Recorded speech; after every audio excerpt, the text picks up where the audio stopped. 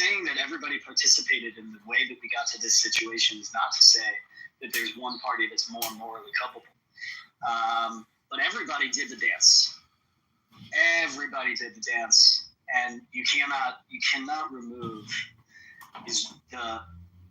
like Israel did a lot of stuff that if the Palestinians did it, right, we would be screaming bloody murder.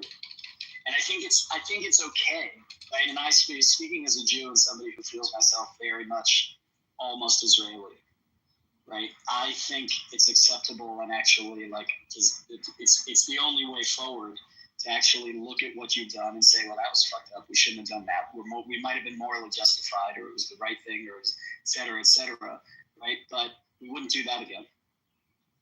I want to have two things to say. One, to like the offer that was suggested about this second-class citizen. Even that, unfortunately, is not possible with the current mindset of the Palestinians in Gaza specifically. They need to be first removed from this indoctrination somehow, and that would be not a one-day process. That would take decades, or like at least years, or maybe generation, anywhere between them. And the last point you were talking, remind me what was the last talking about. So kind of, can you just just give an example that you said, because yes, two need to tango, but I guess there's a big difference between defense and offense. And whenever Israel is doing something, I would ask what would happen if we didn't do it, or what could have been done differently. Yeah, I think in this particular conflict, and I would say before the emergence of like a distinct Palestinian people, right?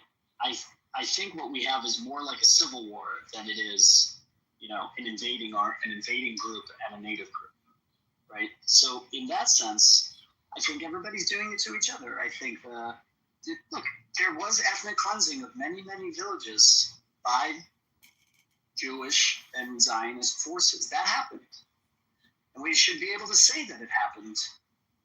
Now, if you want to say that that was one, a village that was ethnically cleansed, because I know Abu Ghosh and all the residents. Well, Abu Ghosh wasn't. Abu Ghosh wasn't ethnically cleansed. That's the point. No, it wasn't. They returned. But which one was? It was, and then they were called to return by Zionists because they said they were not against us. They were not aggressive, or whatever. I don't know.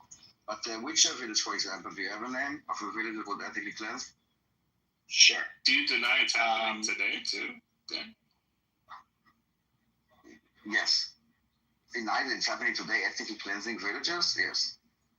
Well, can you give me a name of a village that was ethnically cleansed? Lod and Ramla. Search for it. Lod and Ramla.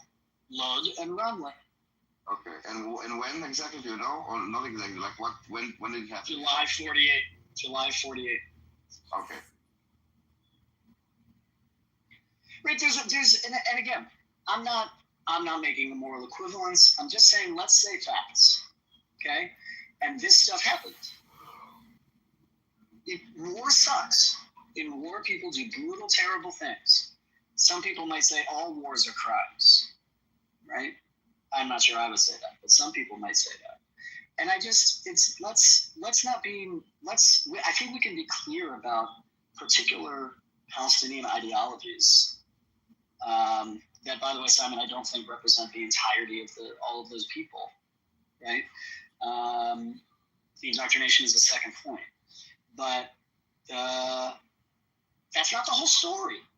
You're erasing history when you tell the story that way.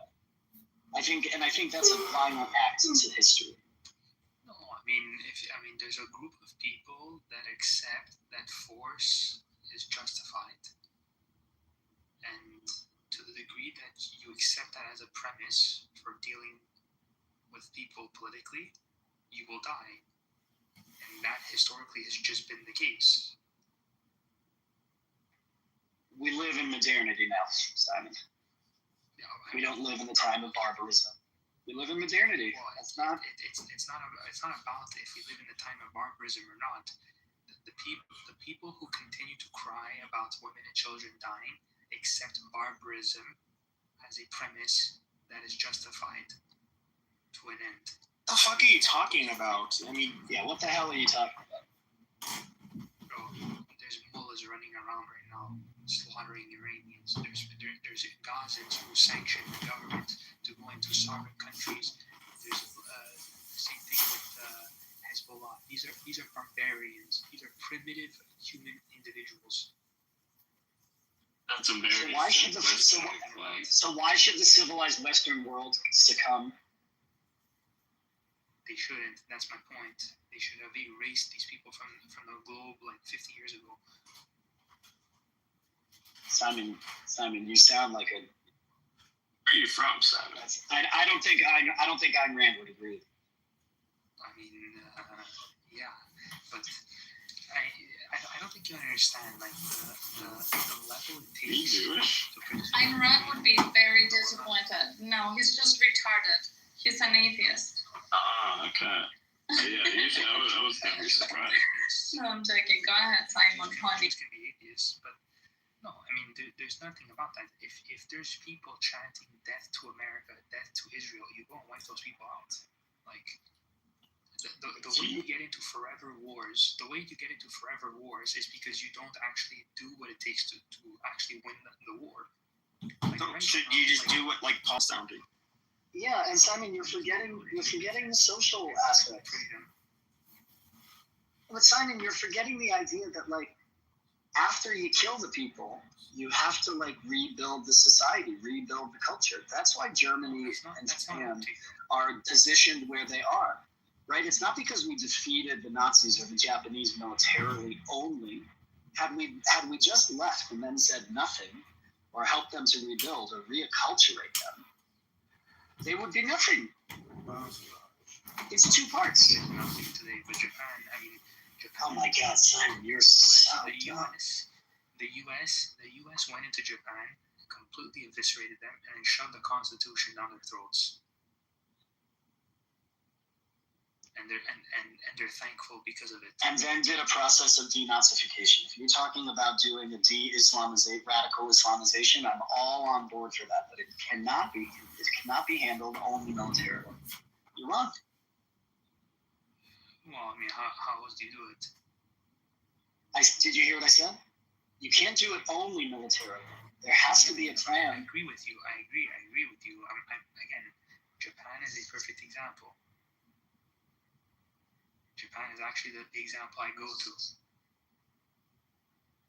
Right. So now you're negotiating against your own position.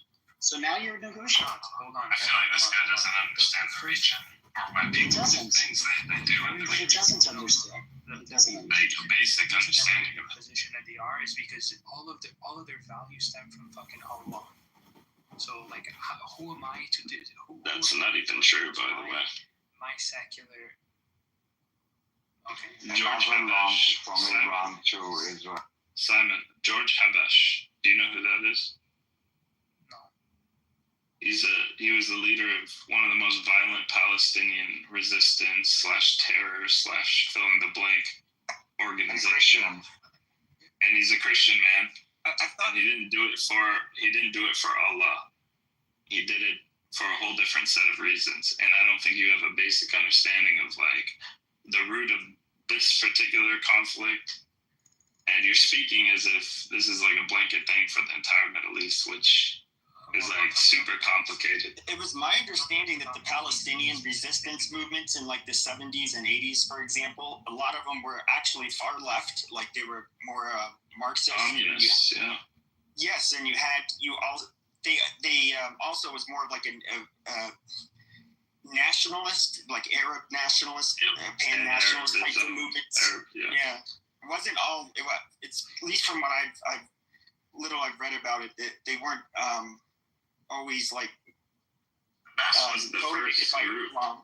to really come and make it their political philosophy Yeah, be Islamism.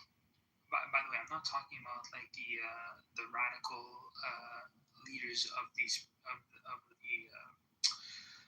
of like Hamas or Hezbollah. I'm talking about like the average person, like that lives in these places. that still doesn't add up, brother. You're just calling for genocide at this point. No, It still doesn't work. So the Yeah, average because- person in I mean, you do realize winning hearts and minds has always been the strategy. I mean, for the West, you can't just brutalize listen to people. what I'm saying. When we went to Iraq, Simon, Is the average person in Gaza Muslim? today, yes. Okay. I'm saying the reason that you cannot just shove different values down their system, like especially Western values down their system, is because it's antithetical to what these people believe. Then how did Turkey do it? That's not true. It's not a Western. People in Gaza, by the way, Simon. That's not true at all. The people in Gaza. Like, You give me an although it's example. one of the most closed off places, some of these people, I mean, a lot of these people aren't, Palestinian Muslims in general aren't even really, it's not like a religious society in that way. Even in the West Bank, the PA isn't like a Muslim theocracy, it's a secular one. Behaviors in Europe. You're thinking of North Africans, brother, or South I'm Asians. talking about North Africans and the amount of Are you North Africans and Syrians? Listen, my mom's in London Yeah. or Italy or Montreal Yeah. or New York or Chicago Perfect. or Go look those cases up. You'll find that they're either South Asian, they're North African, or they're from Afghanistan. Go look that up, and I guarantee it'll be along those lines for almost every single one. Or your occasional Saudi Arabian. But France's That's- Middle Eastern population is a whole different.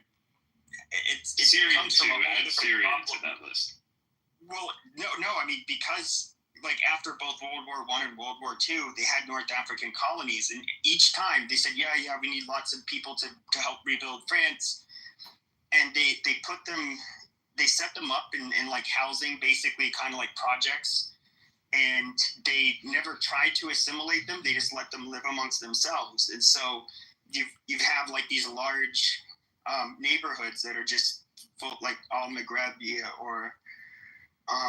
But they're all still there, dude. They don't assimilate at all in France, but they'll assimilate really quickly in America. They'll assimilate in a country that's better at assimilating those groups that they colonized or fucking made refugees or whatever.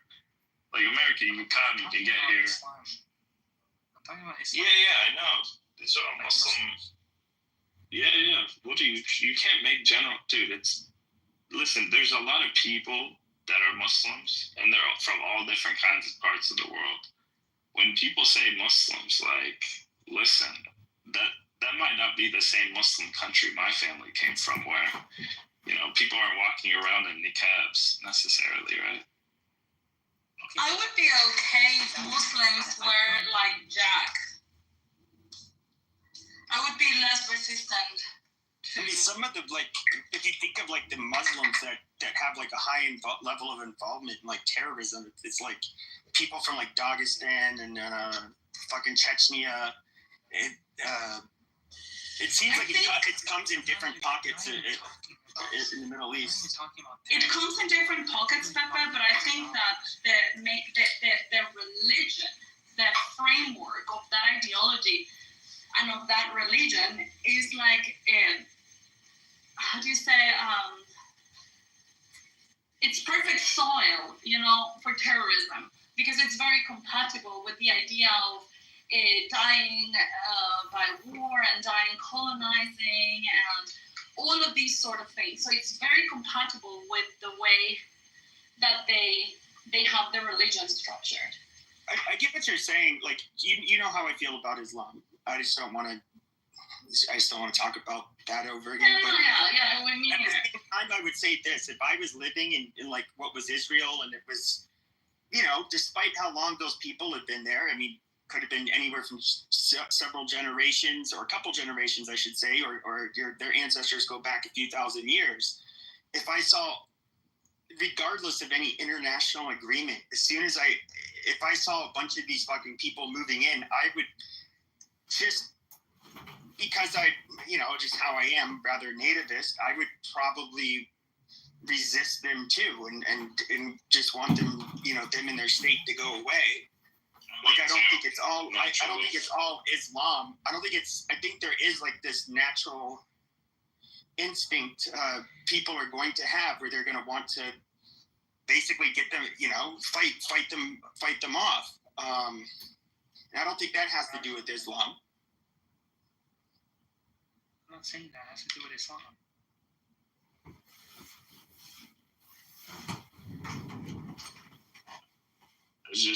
There's a lot of divides in the Middle East, and to be honest, a lot of them are built on ethnic and different national beefs.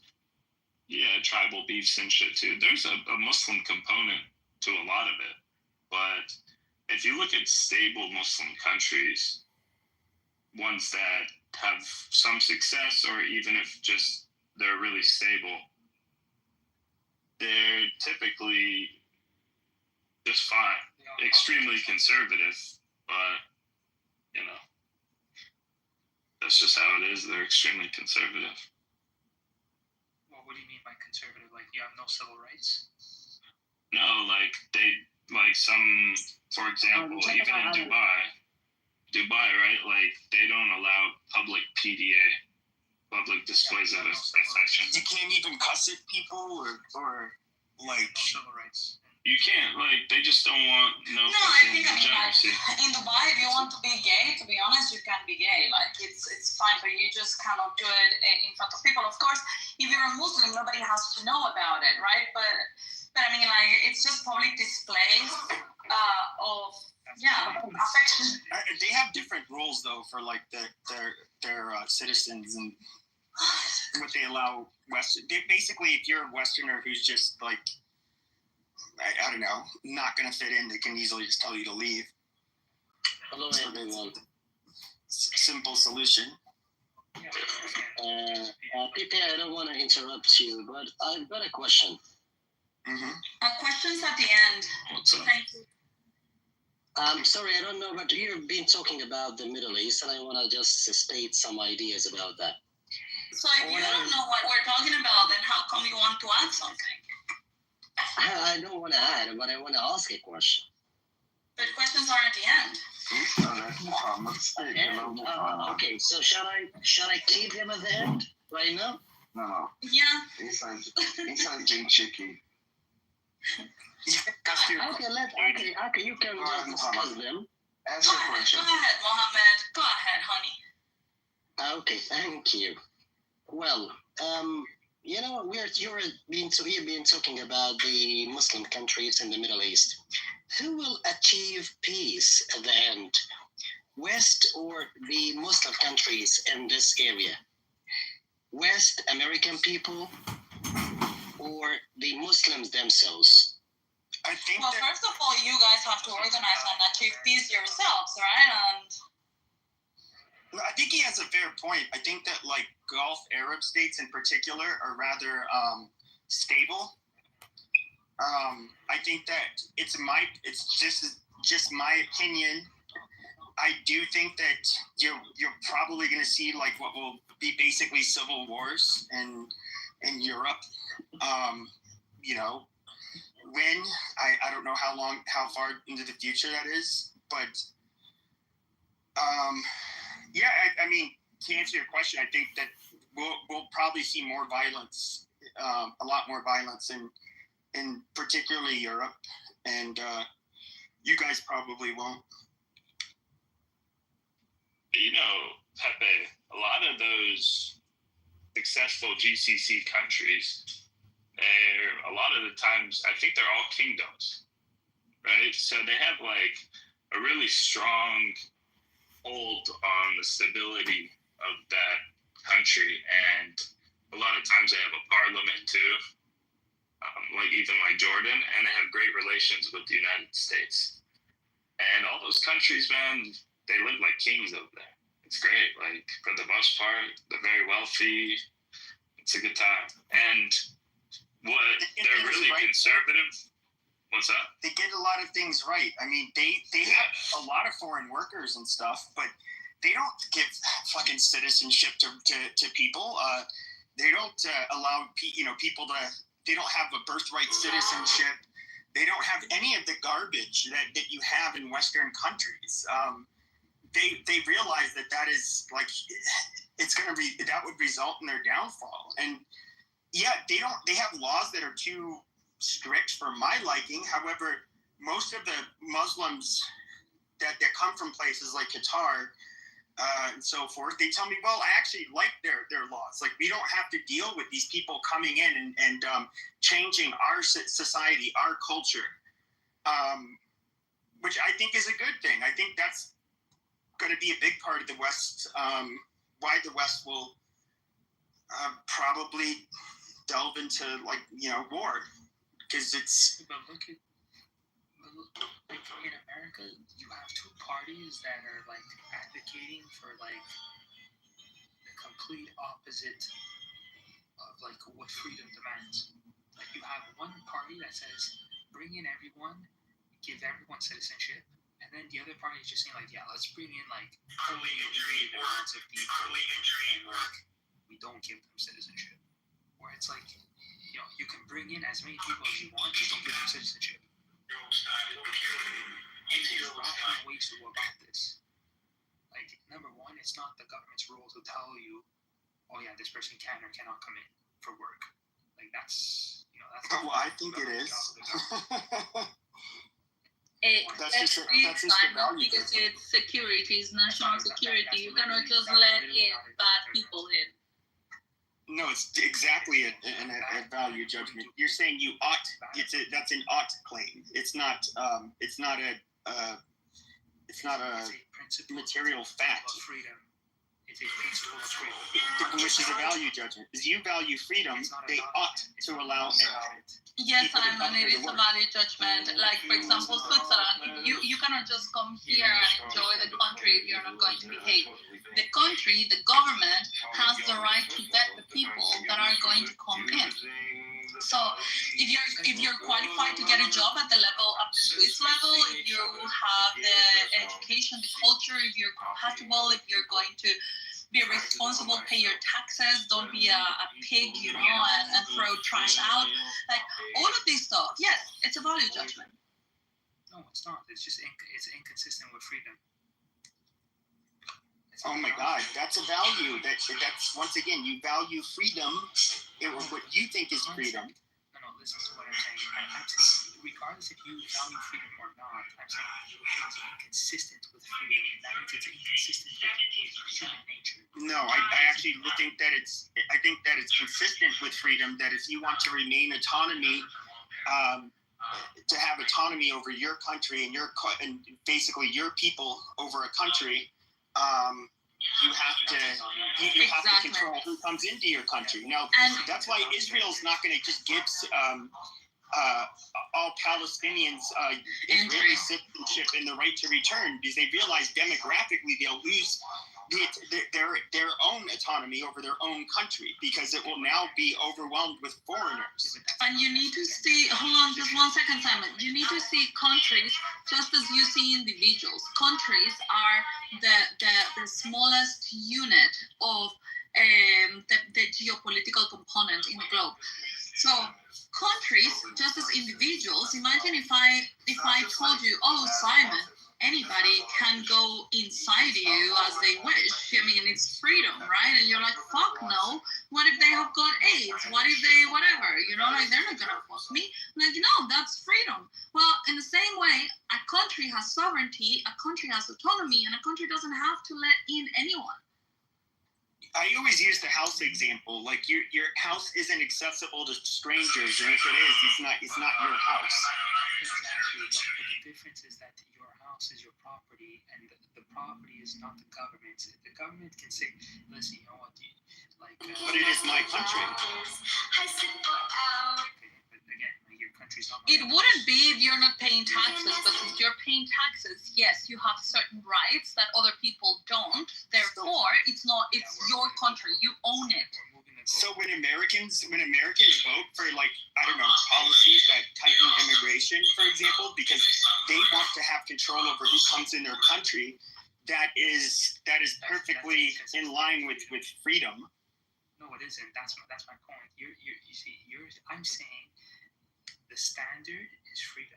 If you want to deviate and you go into your own opinions about whatever you think is freedom, I'm telling you that is an inconsistent principle with freedom. The No, it's not. government's job is not to tell people who can or cannot come in. You can only exercise freedom in your country where, I guess you could say that your people have the autonomy to dictate the policies of your country, where it's like basically a democracy. Now, we can, for example, if we were to allow the whole world to just come here, say open borders for the world, I mean, there's a good chance that we'll have a majority Indian population. Next week, we wouldn't be an American country anymore. I mean, again, look, I'm simply stating what the principle is. If you're saying I don't like that principle, let's just compromise on freedom, then all you're saying to me is, yeah, I just want to compromise on freedom for. It's not about compromising on freedom. You're compromising on responsibility and you're compromising on obligations just because you want to give freedom to people. Freedom doesn't exist if you don't have responsibilities. And part of those responsibilities is fulfilling the rules of the land by the law. And so if you want to be able to access a country, you need to abide by the rules of that country. And then the government can kick you out if you are not abiding by those rules. So yeah, there are conditions. Freedom has conditions. I mean, what do you think the Saudis would consider it freedom if a bunch of like homosexuals decided, hey, we're gonna all descend on Riyadh and we're gonna have a gay parade and do gay lewd acts everywhere? I mean, they would see that as like.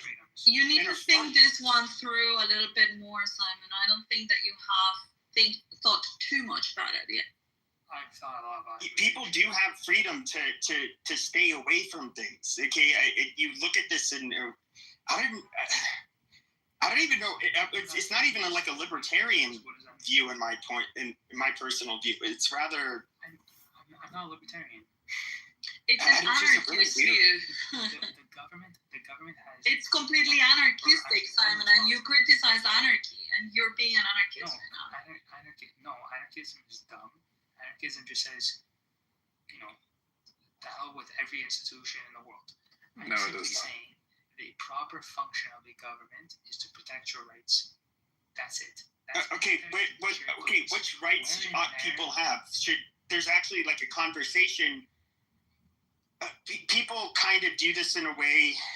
Actually, I don't want to get into it, but I'd say there's actually like somewhat more intelligent people that will have conversations about, is it okay to lower the age of consent? And it tends to be, I forget what the study was, but it's a conversation that people with like, I guess, higher levels of education stuff think it's at least intellectually, like it's a interesting conversation to have. Not really. Whereas like it's simply a legal matter. I mean, age of consent is just. Okay, but it's a legal matter whether or not you can be a citizen in a country, though. I know that's my point. It's a legal matter. Should you let them? Okay, but you said it's antithetical to freedom. But if a 16-year-old wants to marry a 26-year-old. I mean, I could make the same argument. It's a legal matter, though. So is citizenship. I know. I'm saying it should be extremely difficult to become a citizen. Okay. What do you think of birthright citizenship? Yeah, you shouldn't just become simply because you're born in a geographical location. Even though my son will be born in America and he should be getting his citizenship. Well. Yeah, that's right. As Randy likes to say it, the rules apply. What is it? The rules apply for me and not for thee.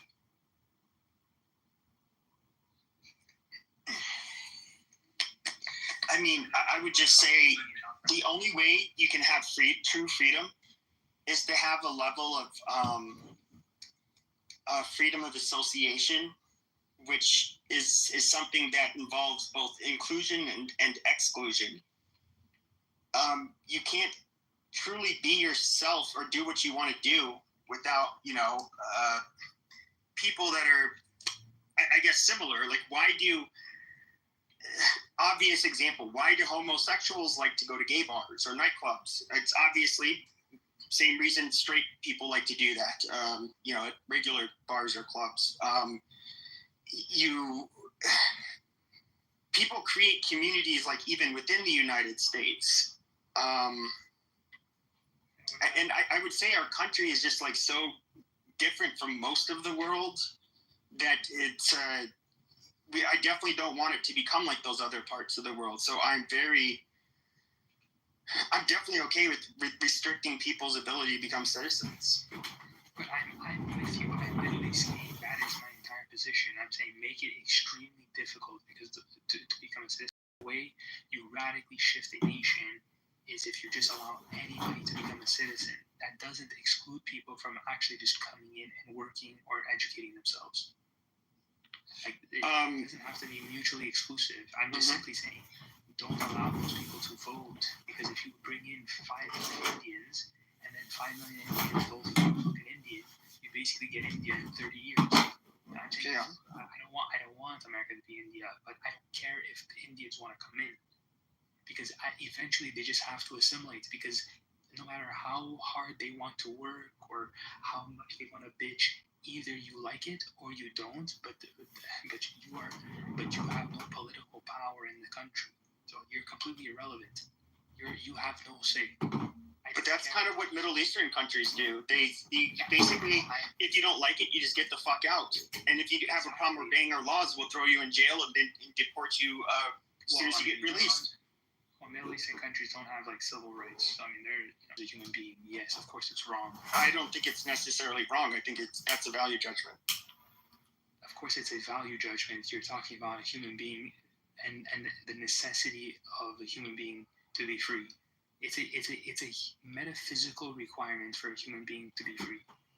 Sure, but I would probably argue that it's far safer, for example, to live in Qatar. You probably don't have to worry about criminals robbing you or people jumping you, your shit getting stolen, getting verbally harassed and stared down aggressively by men if you're a woman. You have no. You don't have it. You have basically. Like, obviously. Sure, but I would say I've talked to people who said they liked that. They prefer the trade-off. Okay. To them, it's worth it. Okay. They have the luxury because of America. Okay. Nobody is saying, "Oh my God, like that really nice Saudi Arabian car." No, that doesn't happen. That happens everywhere else in the world. Does anybody say, "Oh my God, that amazing"? I know they have oil. Saudi Arabian. I get it. Yeah, that's it. They don't produce fuck. Sure, but I'm not talking about how they lack innovation. I'm talking about how. Yeah, I'm not talking about them lacking innovation. We all know that. Yes, but what we're talking about is that now that they have the means to have a wealthy country because they have a law, if that's how they want to live. Well, you're just making a more relativist argument. It's like, well, like, if they just want to have slavery, like, who cares? Just let them have slavery. I didn't say no. That's not quite the same. No, that's the logic you're trying to apply. It's just a more relativist argument. No, I don't necessarily consider them the same. I understand Sharia law can be barbaric, but it can be implemented in ways that are not that bad. You're simply saying, what's wrong with another nation doing what they want to do? And I'm saying, well, what if there's a nation that just wants to have slavery? Like, at what point do you say, actually, that's more? Well, yeah, I would say slavery. If there's a country that makes rape of any woman you want, legal, I mean, yeah, there's things that are, obviously cross the line. I don't think anybody would deny that. Forget cross a line. I mean, cross a line for who? That society doesn't care about that line. Well, it's interesting. Mexico. This was back in 2000, 2001. It's some parts of Mexico. It's really rural. It can be a couple hours to even go to the nearest town. Their concept of rape. Was haha, that sounds like a silly judicial law. It wasn't a big deal to them. And the women, I guess, didn't feel that traumatized by it because there wasn't this stigma in this out in the middle of nowhere group of natives. I mean, in Sharia law, like 4 men have to witness a woman get raped in order for it to be like considered rape. Mhm. So, Well, would you blame somebody who lives in Qatar or UAE for saying, yeah, we don't have the freedoms like when I was studying in the university, or, at a university in America, but I prefer being able to live the way I live here.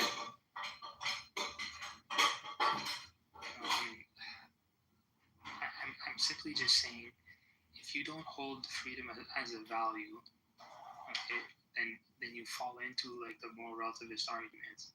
And like if I say like, Why should I hold freedom as a value? Because it's a metaphysical requirement of human beings to be free in order for them to operate as human beings. No, I think that's bullshit. Okay, so then let's. Yeah, I mean, nobody's free technically. I mean, No. I mean, relatively speaking, so like, if you look at countries like North Korea, where it's a complete totalitarian state, versus America. but people like living in Qatar. People don't like living in North Korea. So Again, why are we using that as an It's example? all relative because it's all relative. Yeah, it's relative. Let's talk about places where people want to live. Muslims like living in Qatar and UAE. Yes, but like Muslims, okay, have a very tribal and primitive view of the world. That's why they don't mind. These are people that do not produce literally fuck all. Okay, I know that, but America. I'm not critiquing their lack of innovation. I'm critiquing their their laws. But then how do you, bro? But then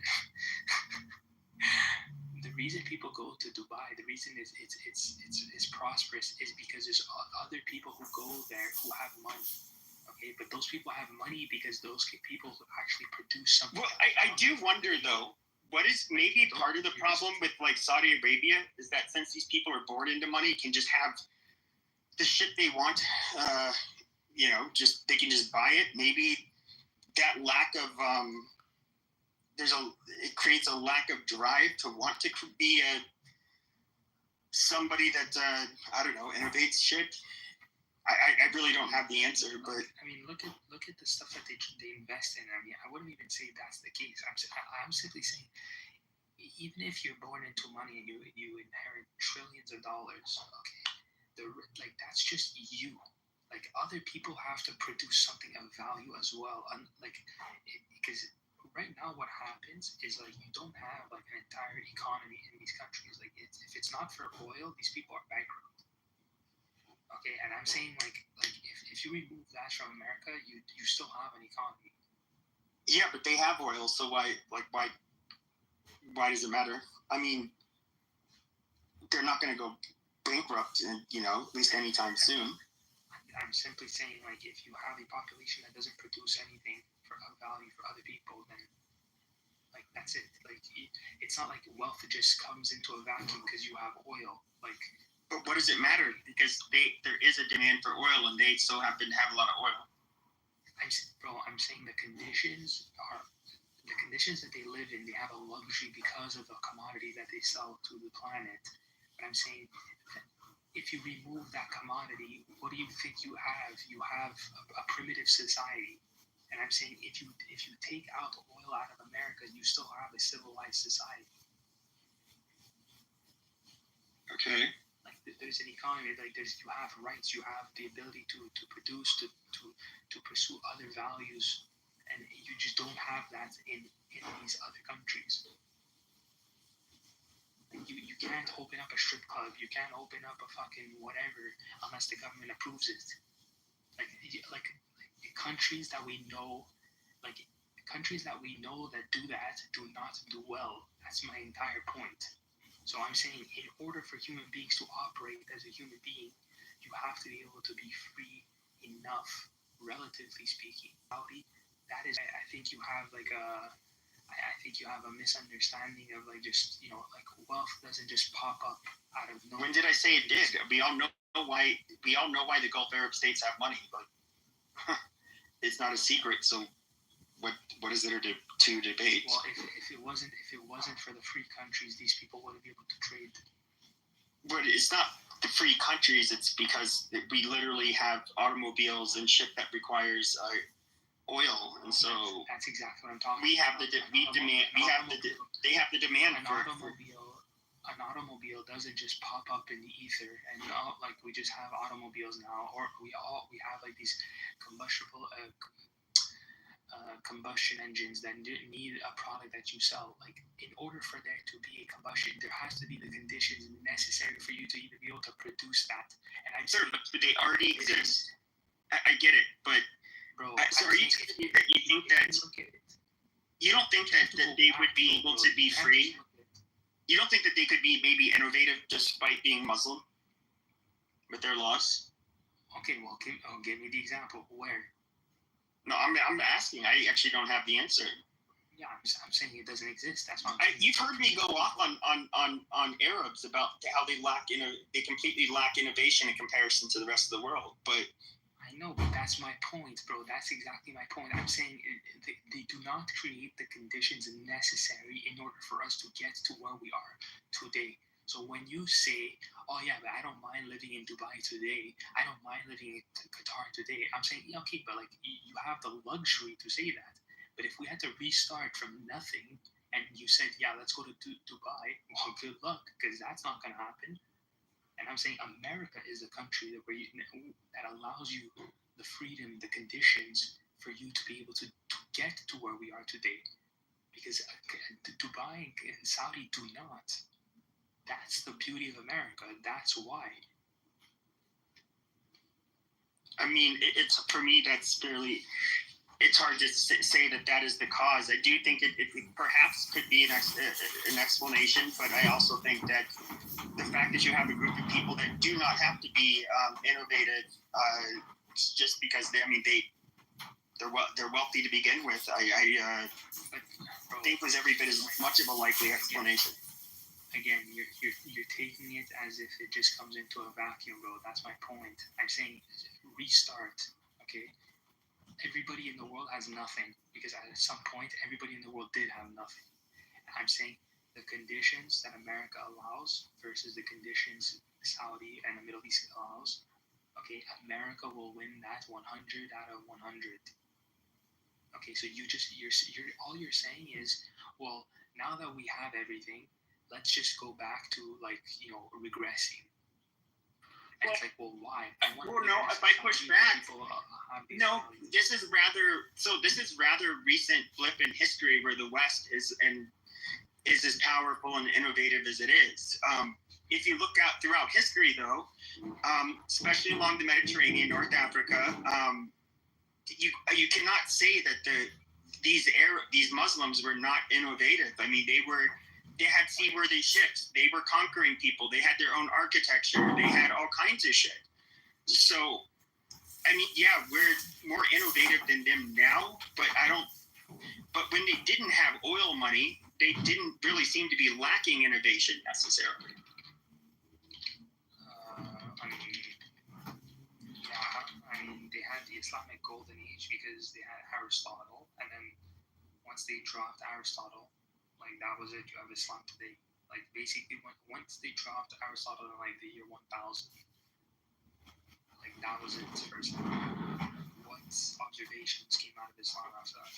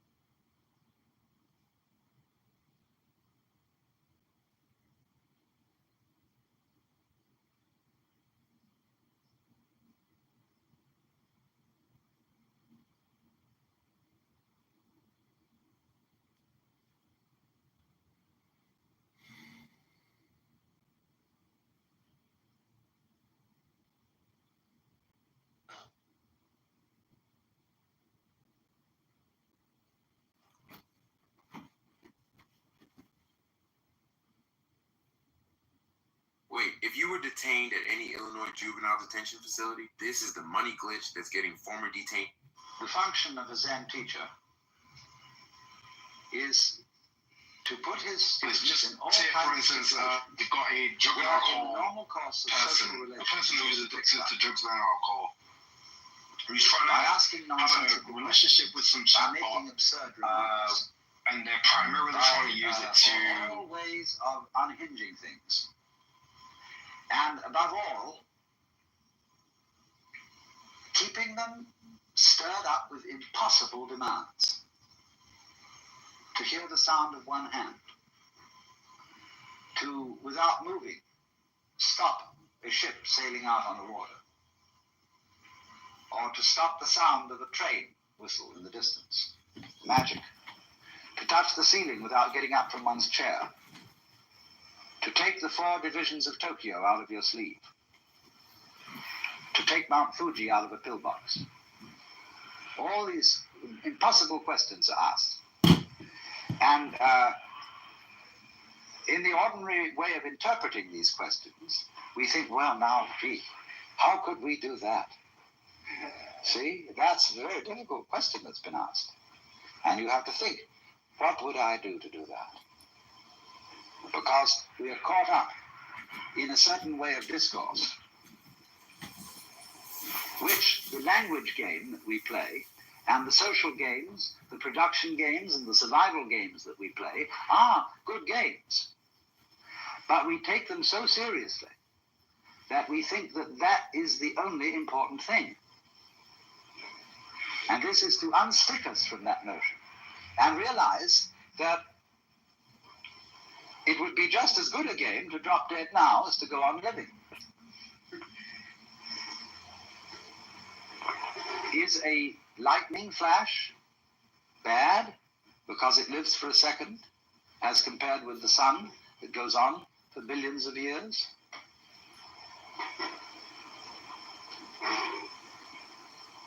You can't make that sort of comparison, because a world of lightning goes also with a world where there's a sun, and vice versa.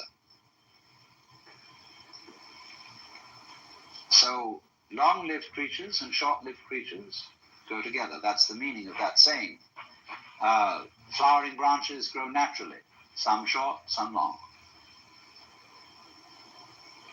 So this then is a scene in a Zen community where spontaneous behavior is encouraged within certain limits. And as the student becomes more and more used to it, those limits are expanded until eventually he can be trusted to go out on the street and behave like a true Zen character and get by perfectly well. You know what occasionally happens on the street when 2 people are walking down the sidewalk straight at each other, and they both decide to move to the right together, and then to the left together, and they somehow get stuck, and they can't pass each other. Zen teachers will pull just exactly that sort of stunt when going down a path and meet one of their students, to see if they can get him in a tangle, and can he escape from it. And you will find in everyday life that there is a very clear distinction between people who always seem to be self-possessed and people who are dithering and nervous and don't quite know how to react in any given situation, always getting embarrassed because they have their life too strongly programmed. You said, this is a common marriage argument. You said you would do such and such a thing at such and such a time. And now you've changed your plans. Not that the change of plans really caused any inconvenience, but just the feeling that when you say you will do something at a certain time, you ought to do it at that time, come hell or high water. Well, that's being very unadaptable. That's being a stone kind of sticky thing. If it, after all, doesn't matter when we do it, and somebody is offended because the time has been changed, that's simply because they are attached to punctuality as a fetish.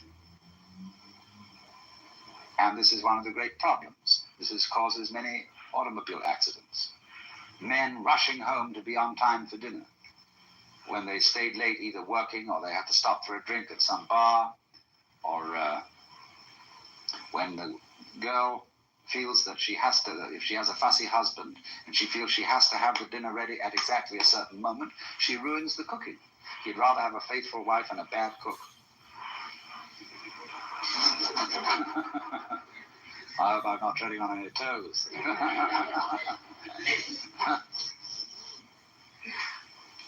So, you see, we spend an awful lot of energy trying to make our lives fit images of what life is or should be, which they could never possibly fit. So, Zen practice is in getting rid of these images. But it's so explosive socially to do that. And it so worries people. They get vertigo, they get dizzy, they don't know which end is up. And this happens, you know, if you've ever been in one of those blab sessions, where they call them tea groups, I think, or something like that, where people gather together without any clear idea of what this gathering's about. They know it's somehow self-exploration, but just how do you begin on that? And so somebody starts to push his idea, and then somebody else says, well, why are you trying to push your idea on us? And then they all get into an argument about the argument.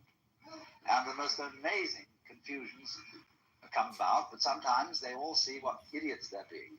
And then they learn to live together in a really open and spontaneous way.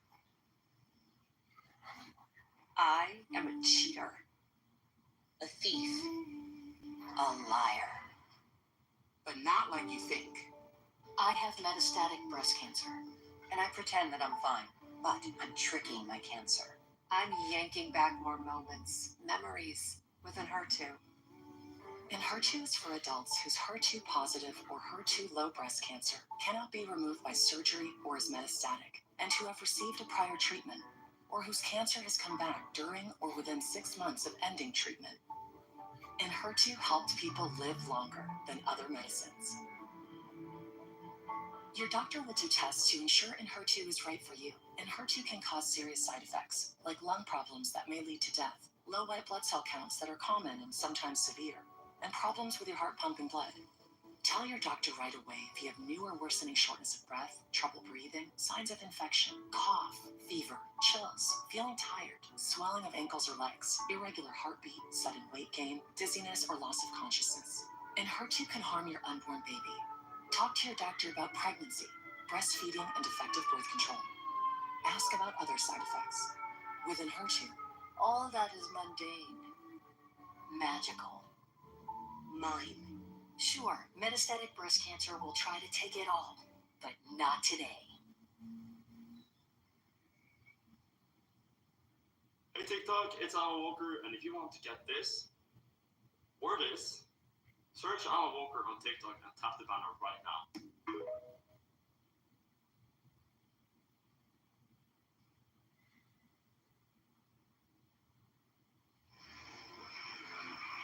There was a very interesting dinner party once where the Zen master was present, and there was a geisha girl who served so beautifully and had such style that he suspected she must have some Zen training. And after a while, when she paused to fill his sake cup, he bowed to her and said, I'd like to give you a present. And she said, I would be most honored. And he took the iron chopsticks that are used for the hibachi, the charcoal brazier, moving the charcoal around. He picked up a piece of red-hot charcoal and gave it to her. Well, she had very long sleeves on her kimono. She whirled the sleeves around her hands and took the hot charcoal, withdrew to the kitchen, dumped it, and changed her kimono because it was burnt through. Then she came back into the room, and after a suitable interval, she stopped before the Zen master and bowed to him and said, I would like to give you, sir, a present. He said, I would be very much honored. Of course, he was wearing a kimono, something like this. And so she picked up a piece of coal and offered it to him. he immediately produced a cigarette and said, "Thank you, that's just what I needed."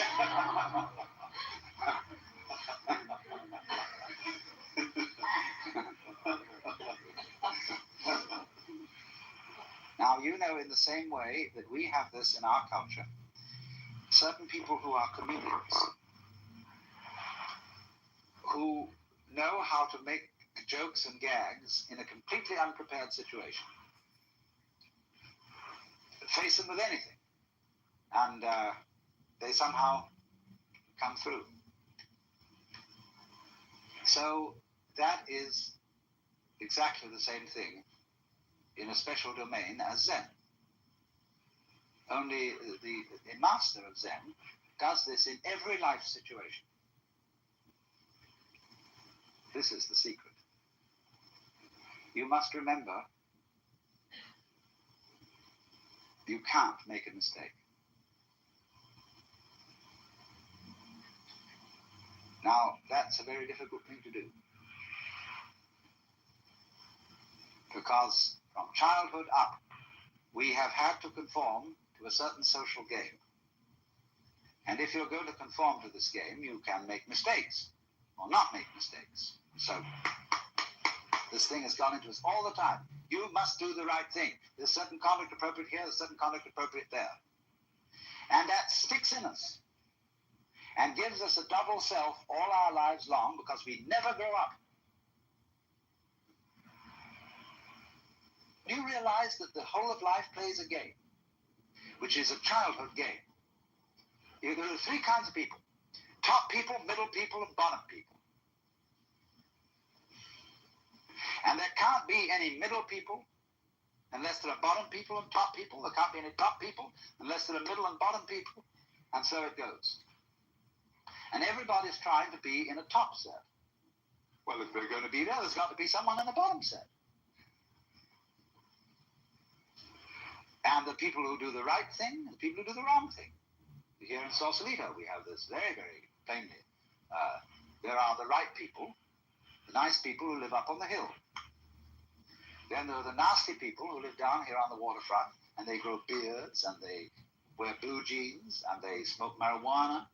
And whereas the other people on the top of the hill drive Cadillacs and have wall-to-wall carpeting and nicely mowed lawns, and their particular kind of poison is alcohol.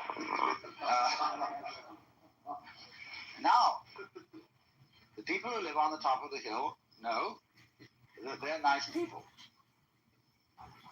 But they wouldn't know they were nice people unless they had some nasty people to compare themselves with.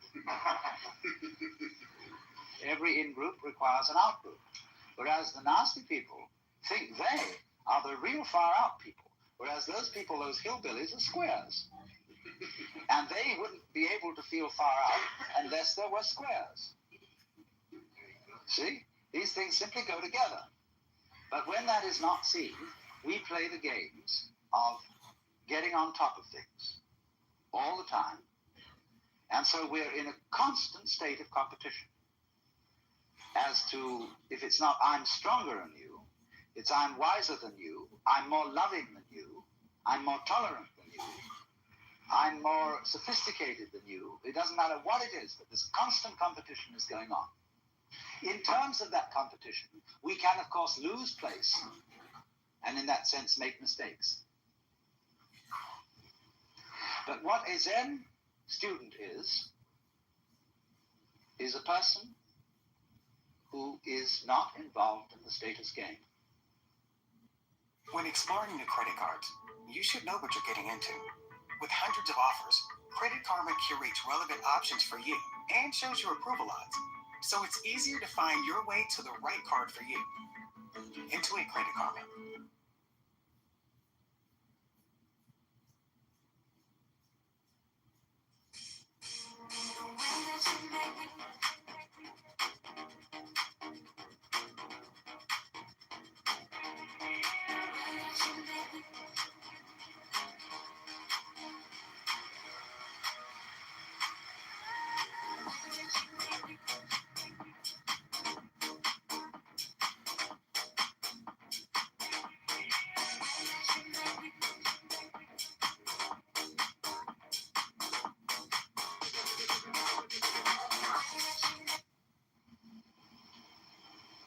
the real meaning of a monk. He is not keeping up with the Joneses. And to be a master, he must get to the point where he's not trying to be a master. The whole idea of your being better than anybody else simply doesn't make any sense at all. It is totally meaningless. Because you see everybody manifesting the marvel of the universe in the same way as the stars do. And the water, and the winds, and the animals.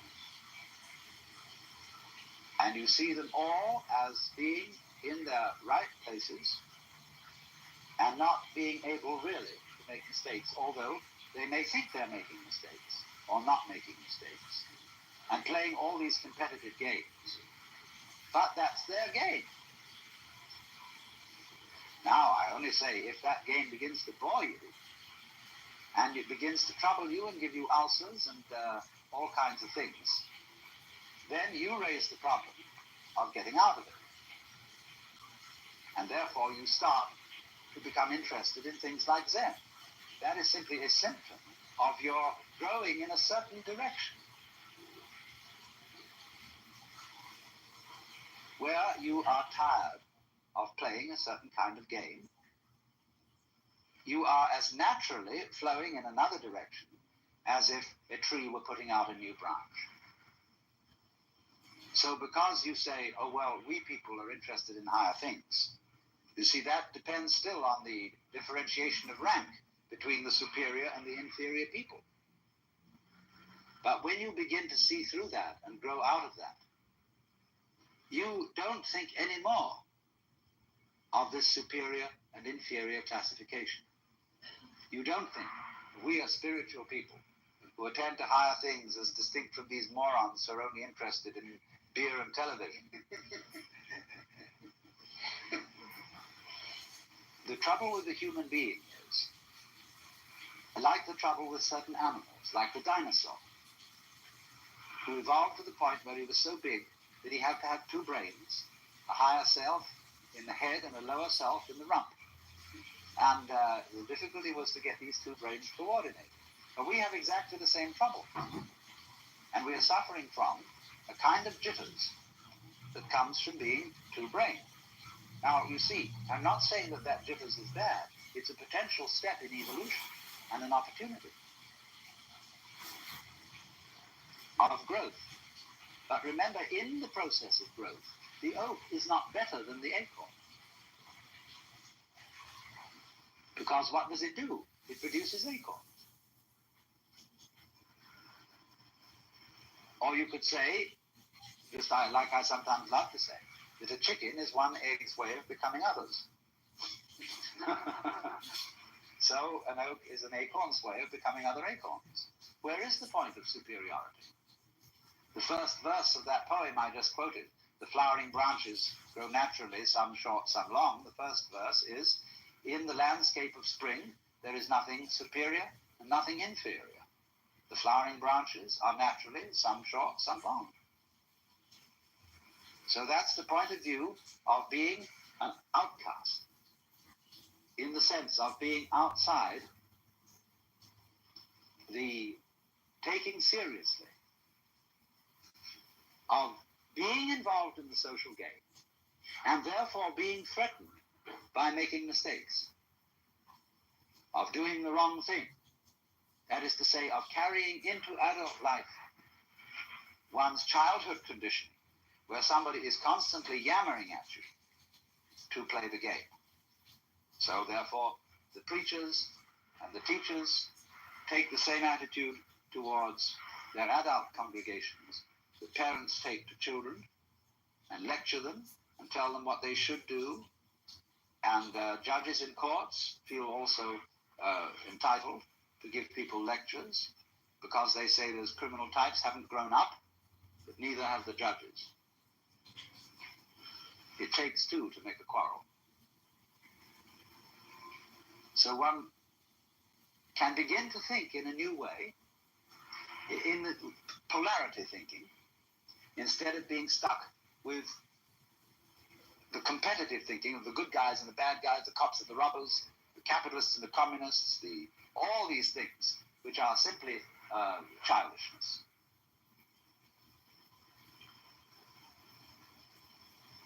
Now, of course, you recognize that the moment I say that, it's like talking in English in order to show that the English language has limitations. And I am talking in a language that seems competitive to show that the competitive game has limitations. As if I were saying to all you cats here, look, I have something to tell you and if you get this, you'll be in a better position than you were before you heard it. But I cannot speak to this group or this society or this language-speaking culture without using the language, the gestures, the customs, etc. that you have. Not everything in Silicon Valley or any industry or life for that matter need be portrayed as home runs or strikeouts, success or failure. It's so ridiculous that it's portrayed that way, but it's what sells newspapers, so it's what you read about. The most successful people I know are divorced, and they tell me it wasn't worth it. Don't do it. Don't sacrifice your families. Hold your children up high as your greatest inventions, because they are. I invented something that many of you use every day. You don't know it. It's buried in the enterprise, but I know it, and I know how it feels. And I'll tell you, it doesn't compare to every day holding that one's happy and healthy little hand. And by the way, don't step on anyone's neck to advance your cause. Don't sue anyone and try not to get sued. You'll sleep better at night. I've never been a party to a lawsuit in my technology career, and amen to that. My wife and I don't put work before our daughter or each other. Engineers in my company with similar families and I have been together most of our careers. We don't waste time commuting to offices. We don't have each other over for dinner. We don't have holiday parties. We get it done, and then we see our families. The Union of Concerned Scientists just forecasted that nearly 4,400 homes in Marin County alone are going to be completely underwater in less than 30 years due to sea level rise. So my generation, your generation, we're going to have to do something. For now, I keep searching for ideas, like taking our daughter to school on an electric tandem bicycle. We count the idling cars as we pass in traffic. We wave to them. They used to wave to us, but we're getting a little annoying now, so they kind of just, But it's something. It's something that we can do. Maybe you'll have an idea about attacking global warming. Or maybe you'll have an idea about attacking poverty. Or maybe you'll have an idea about attacking truth in news reporting. Maybe you'll do none of those things, but maybe you'll speak from your heart authentically in front of the person that you're going to marry, and maybe you'll be inspired. In an increasingly unrecognizable world, my career trajectory should be recognizable to you. This means you can do what I've done. You can have this life. You can be happy in your career and your family. And if you want the world to know your name, well, then I applaud you. I really do. The world needs you. And I'll wish you every success. If you're willing to sacrifice it all, get it all, blow out the curve, just remember my name as your backup plan. Do not go where the path may lead. Go instead where there is no path, and leave a trail.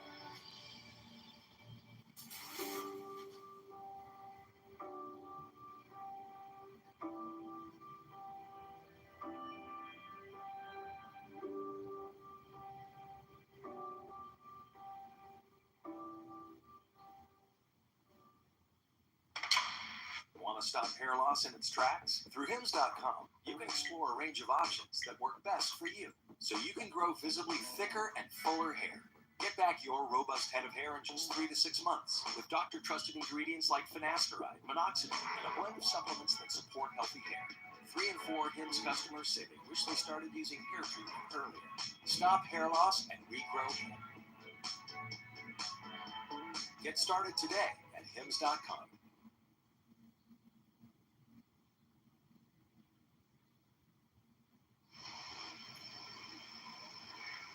The the Zen masters try to get around this by doing things, suddenly, that people just don't get. Well, what is this? Therefore, that is the reason why. This is the real reason why Zen cannot be explained. You have to make, as it were, a jump from the valuation game of better people and worse people, in groups and out groups. And you can only make it by seeing that they all are mutually interdependent. So if we take this situation, let's say I would be talking to you and saying, look, I have some very special thing that you've got to take notice of. Therefore, I am the in-group, and I'm the teacher, and you are the out-group. I know perfectly well that I cannot be the teacher unless you come here. And so that my status and my position is totally dependent on you. It isn't something, you see, therefore I have first, and then you get. These things arise mutually. So if you wouldn't come, I wouldn't talk. I wouldn't know what to say. Because I borrowed your language. So that is the insight, that things go together. Then, when you see that and aren't in competition, then you don't make a mistake, because you don't dither. When I first learned the consequence was I never learned to read music, because I hesitated too long to play the note on time. Because I was always, is this pencil going to land? See? And that gets built into your psyche. And so people are always, although they're adults and nobody is clubbing them around and screaming at them any longer, they hear the echoes of that screaming mama or that bombinating papa in the back of their heads all their life long. And so they adopt the same attitudes to their own children. And the fast continues. Because there is no, I don't say that you shouldn't lay down the law to children if you want them to play the social game. But if you lay down the law to your children, you must make provision later in life for them to be liberated, to go through a process of curing them from the bad effects of education. But you can't do that unless you too grow up, you see, as we grow. Says I, including myself.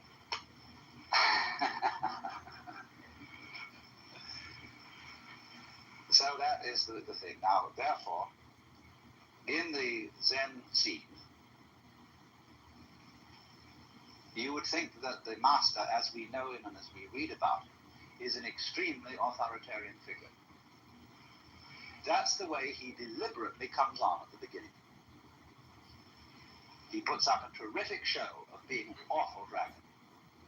And this screens out all sorts of people who don't have somehow the nerve to get into the work. But once you are in, a very strange change takes place. The master becomes the brother. He becomes the affectionate helper of all those students, and they love him as they would a brother, rather than respect him as they would a father. And therefore the students and masters, they make jokes about each other. They have a very curious kind of social relationship, which has all the outward trappings of the authoritarian. But everybody knows on the inside that that's a joke. Liberated people in equality and cannot possibly practice it. They would be considered extremely subversive. And therefore, great Zen masters wear purple and gold and carry scepters and sit in thrones. And all this is carried on to cool it. And the outside world knows that they're all right. They have discipline, they have order, they're perfectly fine.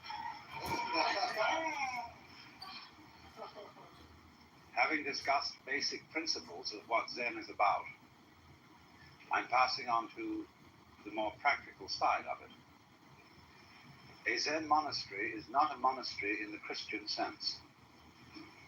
It's more like a theological seminary, except that it practices more than it teaches. Hey TikTok, it's Alan Walker, and if you want to get this or this, search Alan Walker on TikTok and tap the banner right now.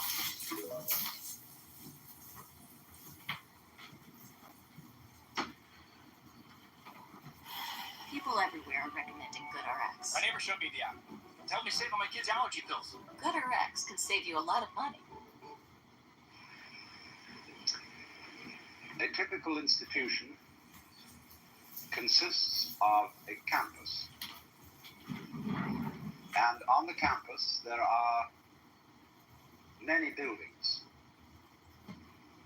First of all, around the edges, you will invariably find independent temples that were founded in times past by noble families, because one of the things that the Buddhists did when they came to the Far East was they exploited ancestor worship. This was very clever of them. This being the great religion of China, the Buddhist priests performed services like requiem masses for the repose of the souls or for good incarnation, reincarnations for one's ancestors, and they made quite a thing out of that. And so they have memorial services for the departed, and that's one of the principal functions of temples in Japan. People don't go to temple in the same way as Westerners go to church. They make pilgrimages to temples, and say at a great temple like Eiheiji, you will find on a Sunday morning, or practically any morning, a swarm of about 500 people attending the 4 a.m. service of chanting the Buddhist scriptures. But they're kind of in and out of their temples. They have special services, they have memorial services, weddings, funerals, or everything like that. But they don't have a parish kind of church community as we find it in the West. Although when Buddhism, through the Japanese immigrants, exports itself to the United States, they immediately copy the Protestant church institution and sing, "Buddha loves me, this I know, for the sutra tells me so." It's terrible.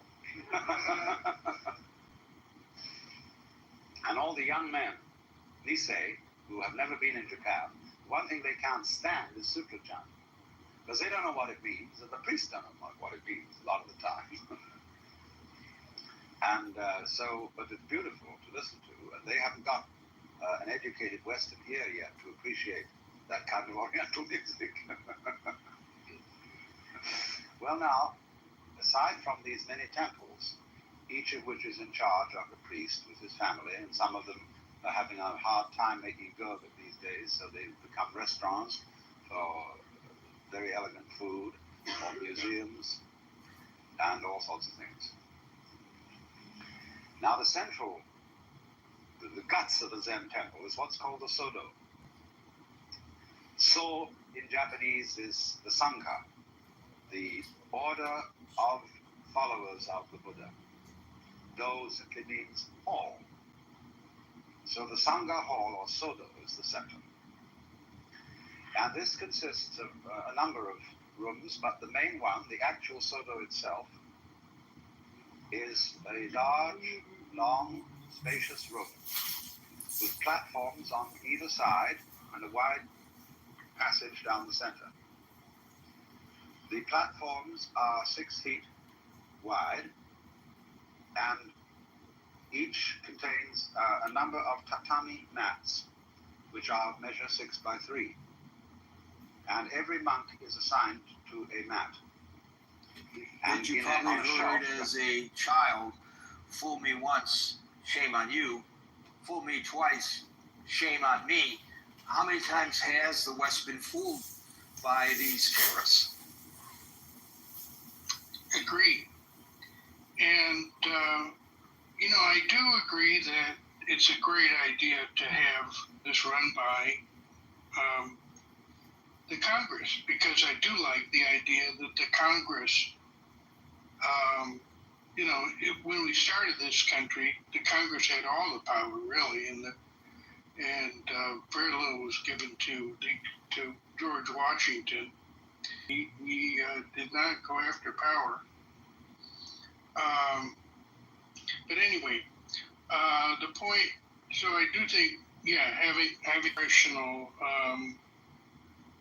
Congress okay it is, I think, is important. And I have a practical question.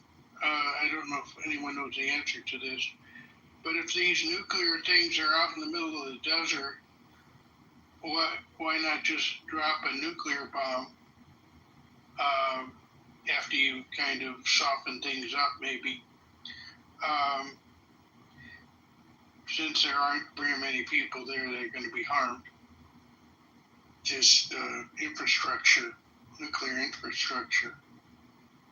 So Dominic makes a very important point that I would like to echo in the chat, which is linked above. Did JFK request congressional approval for the naval blockade of Cuba? No. President John F. Kennedy did not get formal congressional approval before implementing the naval blockade of Cuba during the Cuban Missile Crisis in October 1962. What did Kennedy do instead? Dominic writes, he informed Congress, but he acted unilaterally as commander-in-chief. But see, he did talk to Congress. And most members of Congress, Dominic points out, publicly supported the president. And he writes that the moment became a precedent for unilateral executive military action used by later presidents. But he's not, this president, discussing any of this with Congress. I don't think he needs the consent of Congress, but he needs the informal consent, I guess, of Congress. And Anson, by the way, agrees in the chat with Dominic's point. Thank you, Les.